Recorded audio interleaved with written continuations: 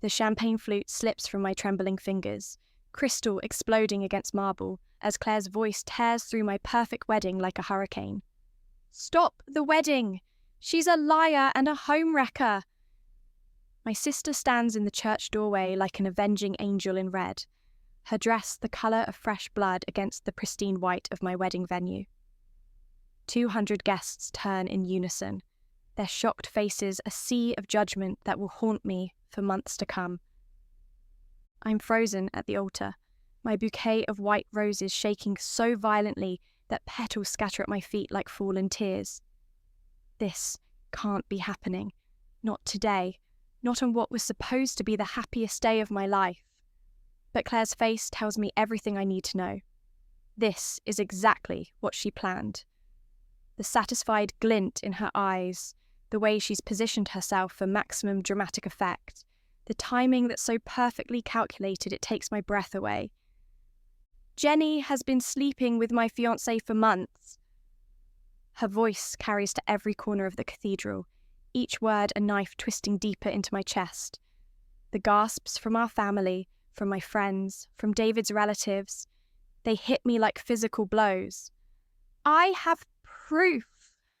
She waves her phone above her head like a weapon, and I watch my entire world crumble in real time. David's face beside me goes completely white. My fiancé, the man who promised to love me through everything, takes a step back from me.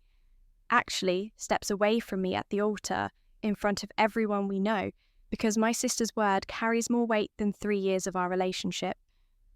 The betrayal cuts deeper than Claire's lies ever could. "That's not true," I whisper, but my voice is lost in the chaos erupting around us. Phones are coming out, recording every second of my humiliation. I can already see the headlines. "Wedding disaster. Bride exposed as homewrecker by her own sister." My legs feel like they're going to give out. Claire's tears are streaming down her face now, perfect crystal drops that make her look like a wronged saint. She's always been the better actress between us. "Look at these messages," she sobs, holding up her phone. "Look at these photos, my own sister with my fiancé in our bed." Her voice breaks on the last words, and I have to admire her performance even as it destroys me. The thing is, I've never even met her fiancé. Marcus or Mike or whatever his name was this month. Claire went through men like tissues, and I'd stopped trying to keep track. But standing there in my wedding dress with 200 people staring at me like I'm something they scraped off their shoe, I realised that truth doesn't matter. Claire's version of events is already becoming reality. "Jenny, is this true?" David's voice is barely a whisper, but it might as well be a shout. The fact that he's asking, that he believes for even a second that I could do something like this, tells me everything about our relationship that I'd been too blind to see. "No," I say, louder this time. "David, you know me. You know I would never—" "The photos don't lie," Claire interrupts, her voice carrying that wounded tremor she perfected when we were kids, and she wanted to get me in trouble. "The timestamps, the messages. Jenny, how could you do this to me? How could you destroy my happiness like this?" And there it is. The masterstroke. She's not just accusing me of cheating. She's making herself the victim of my supposed betrayal. The congregation is eating it up. I can see it in their faces, the way sympathy shifts to her and disgust settles on me like a shroud. "I need to see this proof," Father Morrison says, his weathered face grave as he approaches Claire. But she's already backing toward the door, clutching her phone to her chest like it contained state secrets.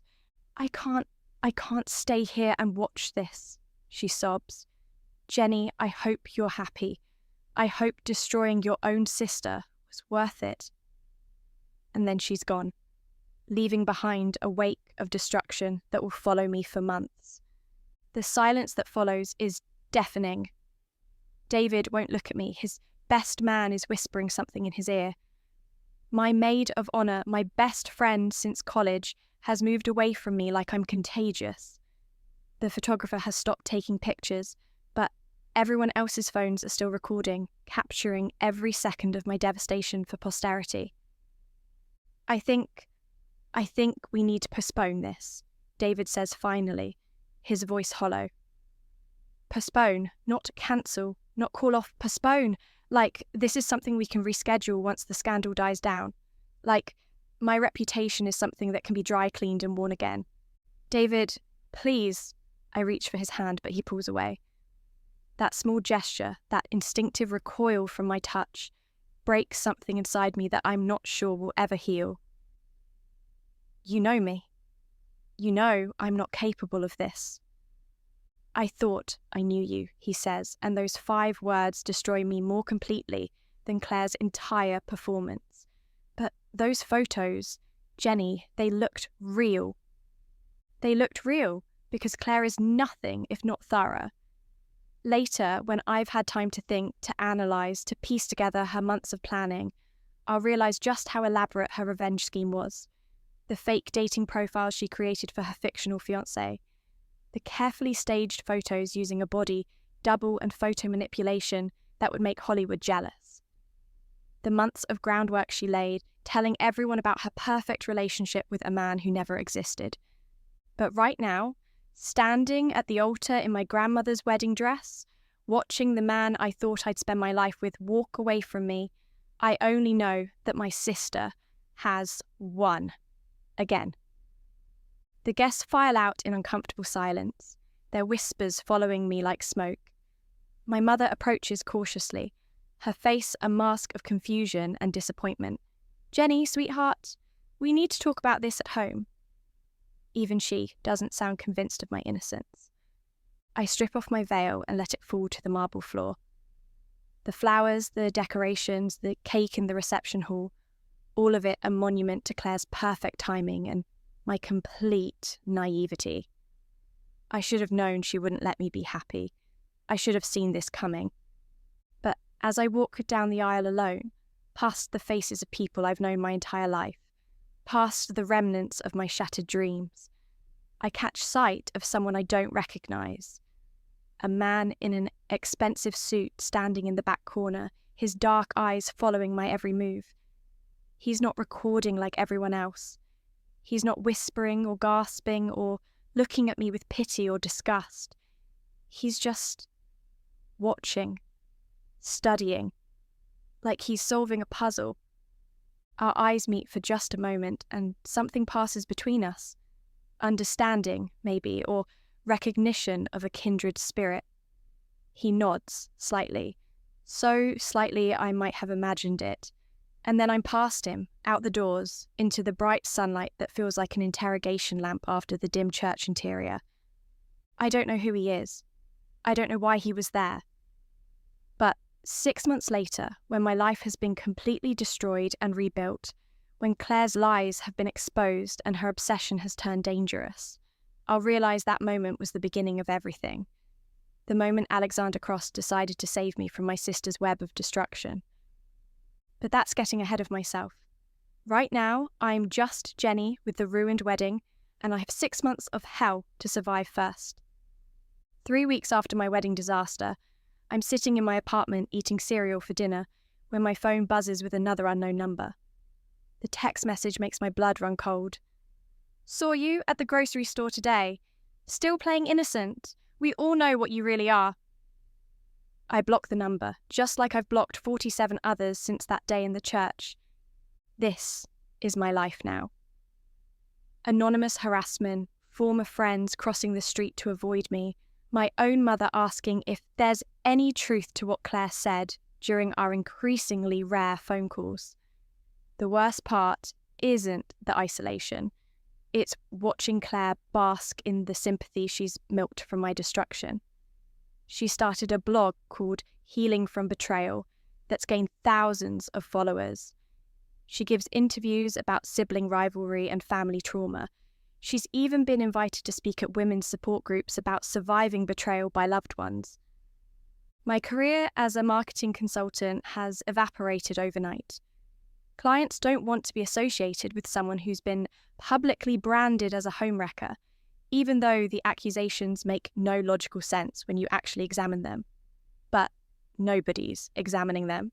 They're just consuming the drama and moving on with their lives while mine lies in ruins. The coffee shop where I'm trying to work on my laptop has become hostile territory. The barista who used to know my order by heart now serves me with barely concealed disgust. The group of women at the corner table aren't even trying to whisper their comments about me. "That's her," one says loudly enough for half the cafe to hear. "The sister who slept with the fiancé? Can you imagine doing that to your own family?" I pack up my laptop and head for the door, but not before hearing the response. Claire is such a saint. For even still speaking to her, I would have cut contact completely. The bell above the door chimes like a funeral toll as I escape onto the sidewalk. That's when I see him again. The man from the church, standing across the street like he's waiting for something. He's wearing a different expensive suit, his dark hair perfectly styled, but there's no mistaking those penetrating eyes. This time, instead of looking away, I march straight toward him. "Are you following me?" I demand, crossing the street with more confidence than I feel. Up close, he's even more striking, the kind of handsome that belongs in boardrooms and magazine covers, not on small-town sidewalks, stalking wedding disasters. "Actually, yes," he says, and his honesty catches me off guard. His voice is deep, cultured, with just a hint of an accent I can't place. "I've been trying to figure out how to approach you without seeming like another vulture circling your very public misfortune." "Well, congratulations. You've managed to seem like a stalker instead." I turn to walk away, but his next words stop me cold. "Your sister's fiancé doesn't exist." I spin around so fast I nearly lose my balance. "What did you say?" "Marcus Rivera. That's the name she gave in her interviews, right? The man you supposedly stole from her?" He pulls out a tablet and shows me a screen full of data. There's no record of anyone by that name in this area. No social media profiles that match the photos she's been showing around. No employment records, no credit history, no digital footprint at all. My heart starts pounding. "Who are you?" "Alexander Cross." He extends his hand, and when I shake it, I feel calluses that tell me this billionaire actually works with his hands sometimes. "I own Cross Technologies. I was at your wedding because I've been investigating your sister for the past 6 months." The name hits me like a lightning bolt. Alexander Cross, the tech mogul whose face graces magazine covers, whose company revolutionized online security. And Claire. Claire has been obsessed with him for years. Her social media is filled with posts about him, photos of her at events where she hoped to accidentally meet him, countless messages she sent to his various business accounts. "She's been stalking you," I say, the pieces clicking into place. Stalking is putting it mildly. Death threats, break-ins at my offices, showing up at my private residences with elaborate stories about how we're destined to be together.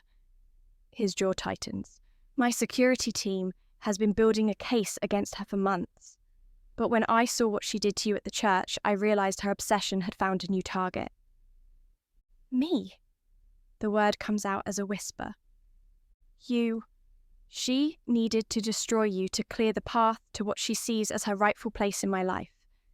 In her mind, you are competition for my attention, even though we'd never met." He slides the tablet back into his jacket. "She's been telling people online that you and I had a secret relationship, that you stole me from her just like you stole her fiancé." The world tilts sideways. "That's insane." "Your sister crossed the line from obsession into delusion a long time ago. The fake fiancé, the fabricated evidence against you, it's all part of an elaborate fantasy where she's the victim and everyone else is conspiring against her happiness." We're standing in the middle of the sidewalk, people flowing around us like we're rocks in a stream. I feel exposed, vulnerable, like everyone can hear our conversation and judge me for it. "Why are you telling me this? Why do you care what happens to me? Because I watched you suffer for something you didn't do, and I have the resources to prove your innocence. His eyes soften slightly. And because I know what it's like to be targeted by someone who refuses to accept reality. What do you want from me? Help me stop her before she escalates further. She's already moved from character assassination to actual stalking. How long before she decides that if she can't have me, nobody can? As if summoned by our conversation, my phone buzzes with another text from an unknown number. Saw you talking to him, stay away from what's mine, or you'll regret it more than you already do. Alexander sees my face change and holds out his hand for my phone. After reading the message, his expression goes dark. She's watching us, right now. I look around instinctively, scanning the faces of passing strangers, the windows of nearby buildings, but there's no sign of Claire's distinctive red hair or vengeful smile. Come with me, Alexander says, his voice urgent. My car is around the corner. We need to get somewhere secure so I can show you everything I've uncovered. Every instinct screams at me not to trust this stranger, but what choice do I have? My sister has already destroyed my life once. If she's escalating, if she's turning her obsession with Alexander into a weapon against me, I need allies. His car turns out to be a sleek, black sedan with tinted windows, and a driver who nods respectfully when Alexander opens the door for me.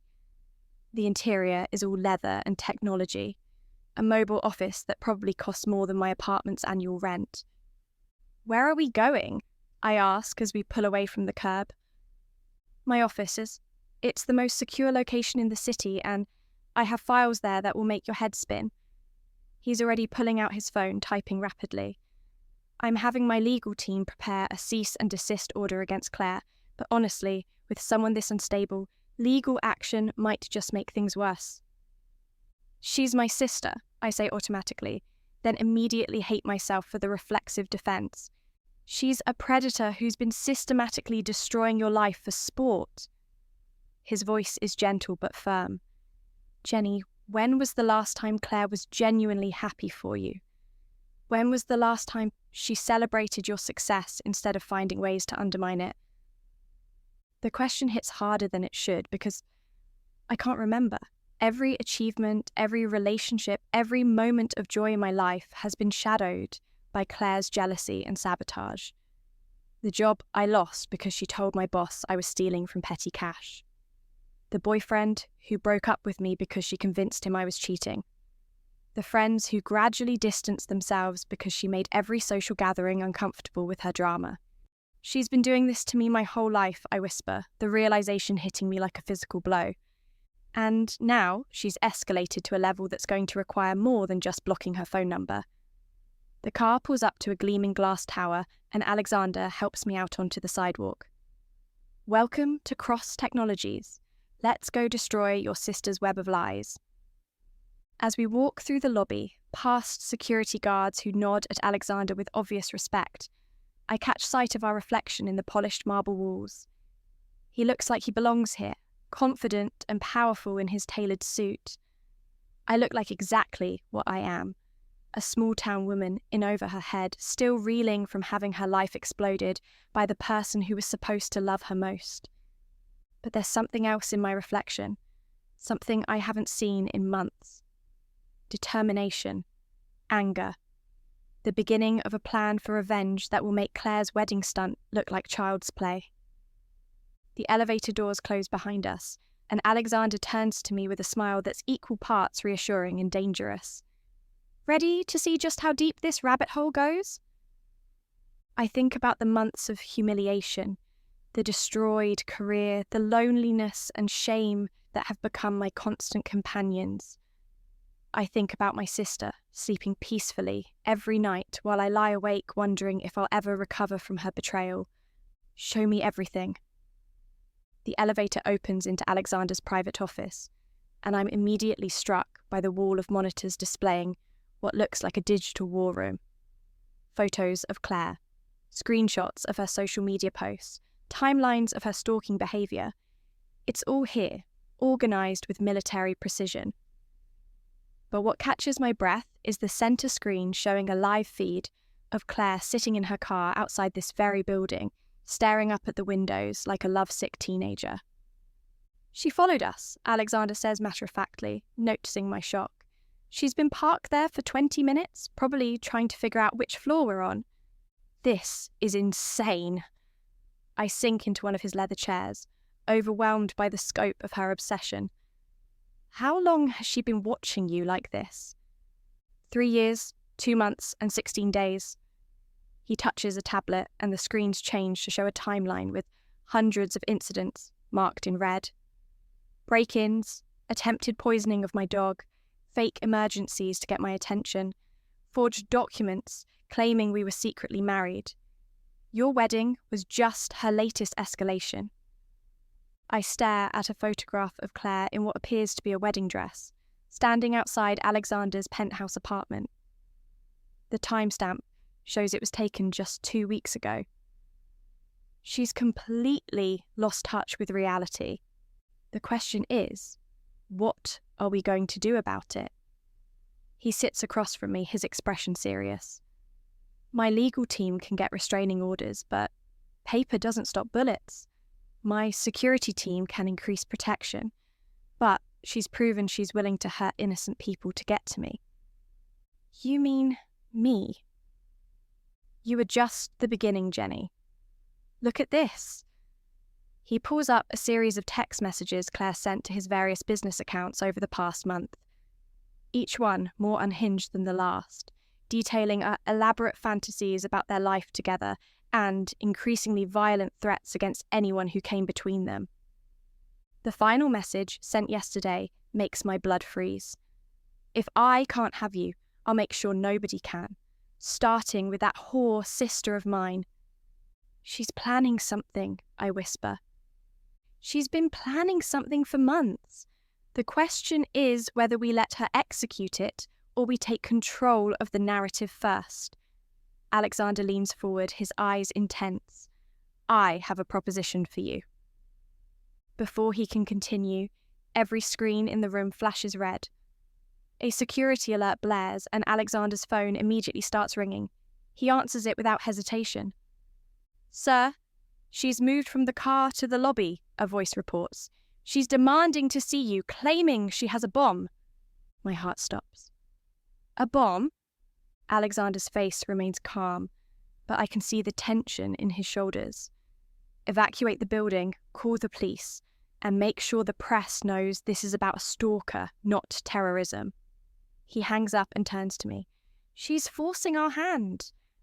What do you mean? I was going to suggest we get married. His words hit me like lightning. A fake engagement to start, just to drive her completely over the edge and expose her instability to the world. But now, the building's fire alarm starts blaring, and through the floor-to-ceiling windows, I can see people streaming out onto the sidewalk below. Police cars are already arriving, their red and blue lights painting the glass in alternating colours. Now, I prompt, having to shout over the alarm. Now, I'm asking you to marry me for real. He stands up, moving to a safe behind his desk and pulling out a small velvet box. Not because of her, not for revenge, but because in the past 3 months of investigating your life, of watching you survive what she put you through, I've fallen in love with who you are. The ring inside the box could probably pay off my student loans twice over, but it's not the diamonds that steal my breath. It's the sincerity in his eyes. Alexander, we barely know each other. I know you're stronger than you think you are. I know you've spent your whole life being undermined by someone who should have been your biggest supporter. I know you deserve better than David, better than this town, better than spending your life looking over your shoulder. He takes my hand, and I'm surprised by how right it feels. And I know that together we can stop her from hurting anyone else. Through the window, I can see Claire being led away in handcuffs, her mouth moving in what's probably a stream of accusations and threats. The bomb threat was fake, of course. Just another desperate attempt to get Alexander's attention. But the media circus below is very real, and I can already see reporters with cameras gathering at the police barricades. She's going to spin this, I say, watching my sister's performance even as she's being arrested. She'll make herself the victim again. Not this time. Alexander opens his laptop and shows me a press release already drafted and ready to send. Cross Technologies CEO marries stalking victim in response to escalating threats. We control the story now, Jenny. We show the world exactly who Claire really is.